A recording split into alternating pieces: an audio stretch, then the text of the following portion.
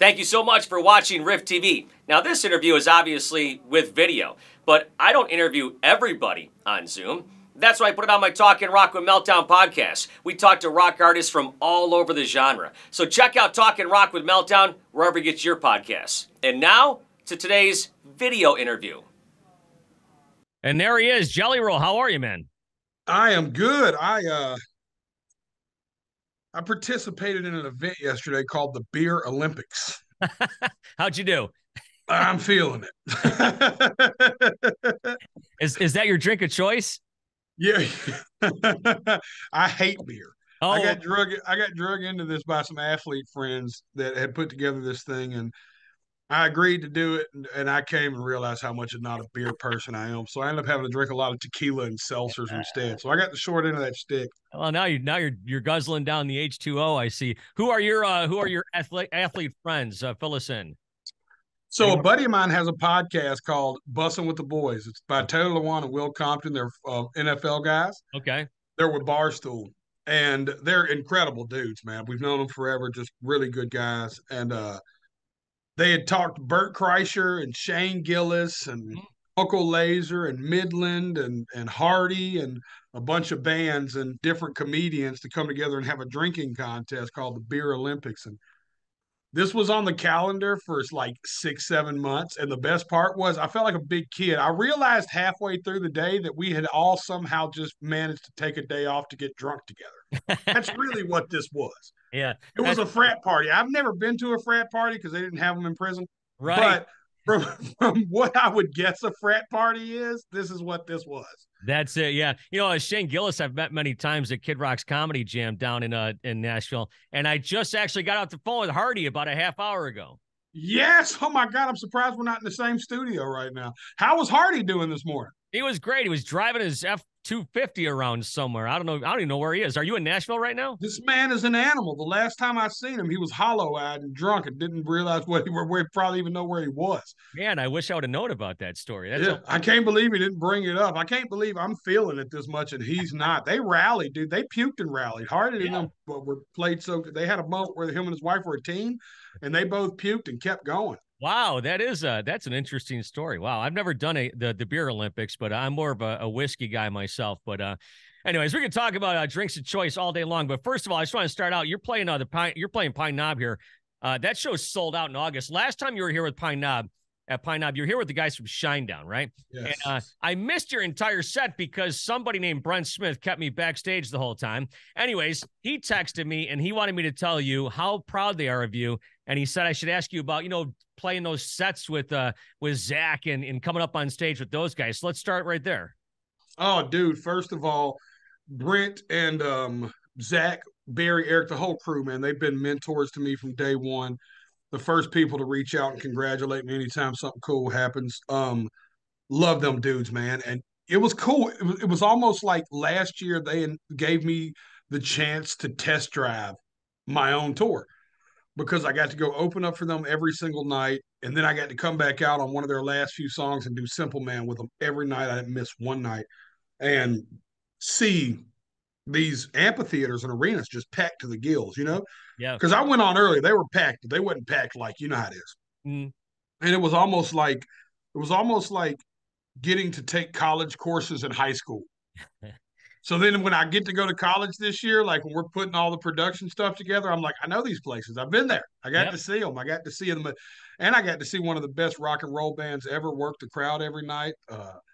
Just how Brent carries himself, how Brent deals with singing 3 to 4 nights in a row, 5 nights in a row. Dude, I was a sponge. I stood side stage every night and watched every minute of every set. I watched the way their team loaded in. I watched the way their tour manager talked to people. I watched who they gave passes to, who didn't get passes. Dude, I treated it like a full-blown course study. Yeah, no, that's great. It's funny because, like I said, I missed your set, but I'm not sitting here blowing smoke when I tell you that I've never heard so many people talk about an opening act than you at that show right there. Everybody was buzzing about your set. Oh, thank you, man. We take good pride in our show. We believe the connection is the answer, right? Yeah. So we believe that we focus on connection, not entertainment. We know we're there to entertain, but we're more so here to connect.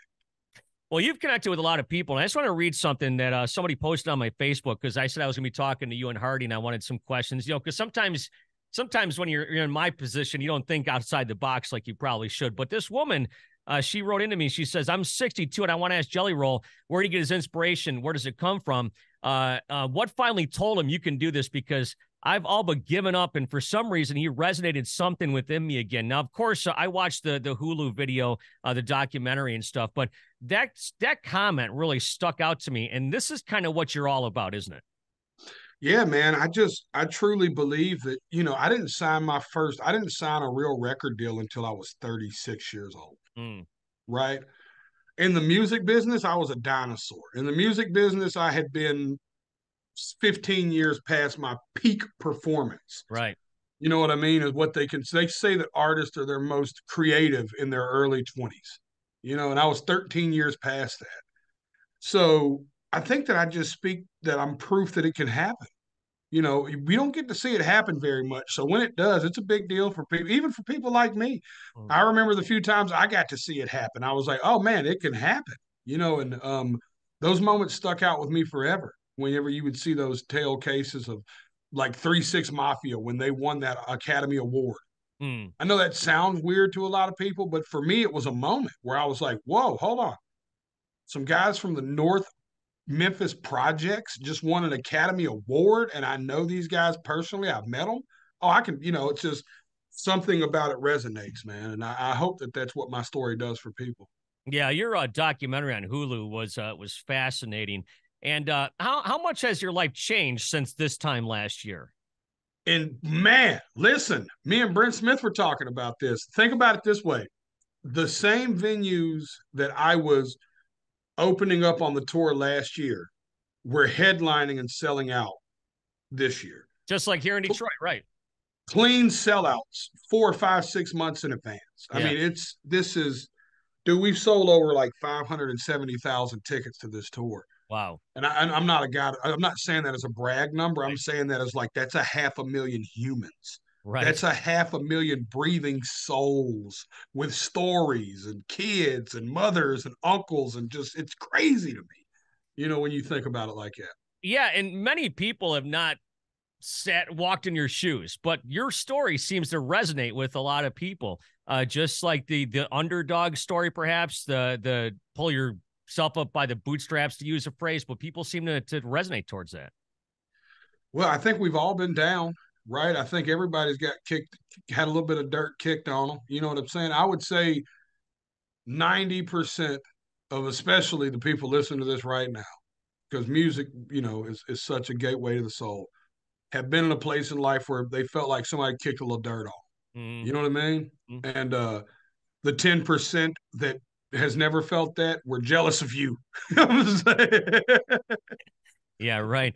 So let's talk about the latest record. This record, man, I'll tell you what, it's so personal. Do you have anything left for another record that's personal like this? Oh, absolutely. Yeah, man. The good news about writing personal music and music from shared experiences is life is still happening. Mm-hmm. Life hasn't slowed down at all. New problems, new levels, new devils. New problems, man. And also, I expect my next album to probably be really uplifting. Mm. To be honest, if I'm writing from the perspective I feel right now, I feel very grateful and very excited and going into the 8th year of my marriage, and I'm feeling more in love than I've ever been. Most people get that 7-year itch, and instead I treated it like a 7-year stretch and got ready to go back in the game. So it's been really cool. Yeah, my 23rd anniversary comes up next week. I live by this rule that we go out to dinner twice a week. She goes on Tuesday and I go on Thursday. That's how you keep it fresh, you see. Feel free to use that joke if you want. I will steal that one for sure. I'll use it with my wife tonight. There you go. Yeah, no doubt. But getting back to the record here, this record is very heartfelt. It's just a solid record from start to finish. And are you saying that are you already kind of writing stuff for another album or what? Yeah, I'm always writing, but I'm not thinking about another album. Okay. It's kind of where I'm at. I've been writing a lot of songs, so I probably shouldn't share this, but I will. I have a vision that my next album will be obviously my rock record. because it's just kind of how I rotate the music.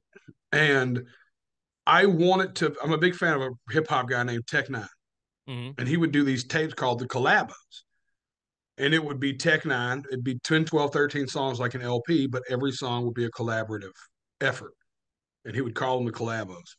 And I kind of have this vision to do my rock project like that. So when it's time to start really rolling up and writing, I think I want to do my rock album that way. You're gonna call up some friends and let them collaborate here and there. I think we're going to surprise some people with some of the collabs we get on this. It's going to be big. It's going to be different. As much as I love this new record, you're man, that sounds really interesting. Yeah, yeah, no, always, man. I got an idea. I got an idea, and I've been talking to my friends about it for about 6, 7 months. So it's going to be cool. That is awesome. That's really exciting stuff. I just told somebody, actually, the CEO of the building's walking around, CEO of the radio station's walking around. I said, "Yeah, I'm going to talk to Jelly Roll in a couple minutes." And he goes, "Is he country or is he rock?" That's exactly what he said. So what do you tell people that ask that question? Well, you know, I'm country rock, right? I Mhm. guess the realest way to put it is I love music, Right. and I grew up listening to all kind of music, and hip hop influenced my life in ways I'll never be able to describe. I'll never forget where I was the first time I heard Bob Seger. I'll never forget how much bands like Linkin Park and Limp Bizkit just pushed on me, and this mix of like rock and rap and Kid Rock, the 1990s Kid Rock, and the way Kid Rock to this day kind of flows through and does whatever he feels. I was just inspired by all this stuff. So I'm just writing the music that feels natural, and the production's kind of where the argument comes, right? How distorted the guitar is or isn't. You know Mm. what I mean? Because if you Yeah. think about my top line, I'm glad we're talking about this. Let's go deep. Sure. If we're talking about my lyrical content, it's been the same for 15 years, right? Hmm. I'm a country artist, but I'm not mudding, I'm not hunting on songs. No deer were killed on my album. No fish were caught. Right. You know what I mean? Yep. It's like, so am I really country, or am I country because of the texture of the guitar? The because I can't change my countryness as far as like if I sing Amazing Grace, it's going to be a little more southern Hmm. than if Ronnie Radke sings it from Falling in a Verse, right? You know what I mean? Right. But who I'm a huge fan of. But I use him and Jacoby as examples because they're more West Coast kids, so their voice has a more of a West Coast texture, right? Sure. So for me, it's like I never think about the genre stuff, man. I just write the music that feels good. I feel like my spirit's rock and roll. I feel like my songwriting's three chords and the truth, which they're credit to country. So I think I just kind of live in that space of just writing good music. Yeah, because sometimes I like to think of this new country stuff that I'm not really a huge fan of as like pop songs with country twang around them. And that's not Right. at all what you do or what Hardy does or anything like that. So, but yeah, you're that's kind of interesting how you put that. When this record drops and a guy like The Rock plugs it on his socials, what's that like? Oh man! First of all, like second biggest Instagram on earth or something crazy. Right. Just like Dex, I couldn't imagine what that would cost. If Warner Brothers were to call about a movie and go, "Hey, Dwayne Johnson, we just want you to promote this movie." You know what I'm saying? So, um, DJ's awesome, man. He's been in my corner for a long time as just a quiet cheerleader, just years of just messaging me and just encouraging me. When I wasn't doing nothing. So, seeing it still, I'm still a kid. I go tell my wife, I'm like, The Rock posted me. The Rock posted me. She's like, you talked to him last week. I'm like, I don't care. He posted me on his Instagram. Like, I still get childlike excited about it. That's awesome. And so, speaking of the documentary, like we just were a few minutes ago, what is it like the first time you watched that? Did you like kind of sit back and watch it? Did you have a big were you part of the process of making it? No, they wouldn't. So it was an ABC News film. So Okay. this is a really cool thing, man. I wasn't allowed to partake in any. I didn't have a note. I wasn't allowed to watch it early. I didn't get to see a general direction of the film. It was just like, hey, we're shooting, we're filming, and we're going to put it out. That's just how it worked. Mm. And I was cool with that because I thought that was the best way to do it. I thought the best way to do it was just be honest, go all in. So the first time I seen it, I cringed. There were so many moments in it that I was like, ooh, I can't believe I let them film that, or I can't believe I wasn't conscious of the camera being there. And because it was so raw. Yeah. You know what I mean? There were so many moments where just as a man, you feel a little embarrassed seeing yourself that vulnerable and then you start seeing the documentary does well, and you're like, oh man, I'm being vulnerable to like millions of people right now. Like I am on here bearing my childhood stories and soul and stuff. But it was really cool, man. I think it helped people, and that's what really matters. Yeah, and I mean, it definitely drove your star up a little bit, especially with the record and stuff coming out. What surprised you most about just the massive amount of success you've had in the last year? The most surprising part of it, nobody's asked that. It's a good question. I think I've probably been most surprised with how kind celebrities are. Mm. Like, I didn't anticipate, Garth Brooks being one of the greatest guys ever. Mm-hmm. You know what I mean? Like, I didn't anticipate. I thought, even like coming into both rock and country, because I thought the rock guys were going to think I was some hillbilly trying to infiltrate their space. And I thought the country dude was going to think I was some thug that was trying to infiltrate their space. And nobody felt that way. It was still me being that insecure kid. You know what I mean? Because everybody from I don't want to name drop, but from Brent Smith to David Draymond, I mean, just the whole spectrum of rock stood up and was like, yo, Ronnie Radke, people that were just like, yo, we love this, man. We think what you're doing sick. Mm-hmm. You know what I mean? And I mean, everybody from Garth Brooks to Tracy Lawrence to Morgan Wallen, you know what I mean? On this side of the countryside was just like, we love it, dude. Jason Aldean, I love it. You know what I mean? Kid Rock. It's just so much. It was just so cool, man, to see that. And I think that really surprised me because I didn't anticipate it. I thought they were going to be a bunch of douches. Yeah, you know what?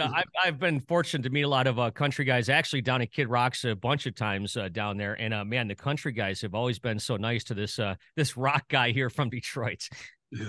Yeah. So that's just how they are, I suppose, right? Yeah, for sure. And I felt the same love from every. I mean, it's just been cool everywhere. It's just I just didn't anticipate it. I thought it was a real good old boys club that wasn't going to let me in either side, and I was going to be the odd duck in both ponds, and that wasn't the case. Yeah, Brent Smith I've known for over 20 years, and he is definitely one of the more, for lack of a better word, one of the more beautiful people in this business. Man, his spirit, his genuineness all the time, his work ethic. Nobody's outworking Brent Smith ever. Yeah. Nobody ever will outwork Brent. I couldn't imagine Brent Smith not. I mean, that guy's all go. I've never seen him do. I've never seen nobody take the music business more serious. Yeah, now they're out there doing like this acoustic thing with radio stations all across the country, which is pretty cool. But well, I'll tell you what, I'll wind it down here. I just want to ask you about a few things here. Since we are in Detroit, you just mentioned Bob Seger. You actually have quite a few connections to Detroit between Kid Rock and Cracker and Twisted. It's like all these guys you were either influenced by, you've worked with, right? Oh yeah, dude. I feel like I'm a Michigander at heart, dude. I'm telling you, man. It's my favorite place to partake in recreational cannabis in America. Yeah, you were just here not long ago doing that. Yeah. I got a lot going on up there. No, dude, I just, everything from Eminem to 8 Mile Story. I remember sitting in jail watching, the trailer park and just thinking about how much it was like ours back home. And of course, Twisted took me on my first nationwide tour ever. Yeah, I toured with Insane Clown Posse 3 or 4 times. I played Harpo's for Hallowicked with the Clowns probably 3 times. Wow, no kidding. Yeah, I was thinking about it yesterday. I played almost everywhere in Detroit. Like I played like the old places too, like Harpo's. You know what I mean? Like places that will never have that. You remember how crazy Harpo's was in its peak? Still is. Yeah. Bob Seger's my favorite rock and roll artist of all time. Kid Rock's taught me more about the music business than anybody in the music business. Yeah. I don't think anybody in the music business knows more about the business than Kid Rock does. Yeah, you might be right. He's definitely self-made, and he puts his nose to the grindstone. You want to talk about a guy that really knows what's going on with the business. Oh yeah, no, he writes his own checks. Yeah. Yeah, but Bob is a totally different guy. Like behind the scenes, like the best firm financial advice I've gotten yet came from Kid Rock. Yeah, he's given me a lot of advice over the years. His father actually gave me advice years ago to take your wife out to eat dinner once a week. See, that's where that joke comes from. But have you had a chance to meet Bob Seger? I have not, but man, it's big dreams for me, dude. It's a big, big dream for me. Yeah, definitely one. Against the Wind's my favorite song of all time. Is that right? No kidding. Ever. Yeah, I'm one of them dudes that has a top 10 list for everything, and Against the Wind's my number one song of all You should cover that coming up on your rock album. time. I know, right there. Hey, watch out now. Yeah, write that down. Perfect. Excellent. Well, listen, Jelly, Oh, I am. I'm super happy for your success. This record is awesome. Pine Knob on August 17th. I hung out with Cody actually when I was down there at Kid Rock's Comedy Jam back in April. Your drummer. So. Oh God, no. God, did y'all get drunk?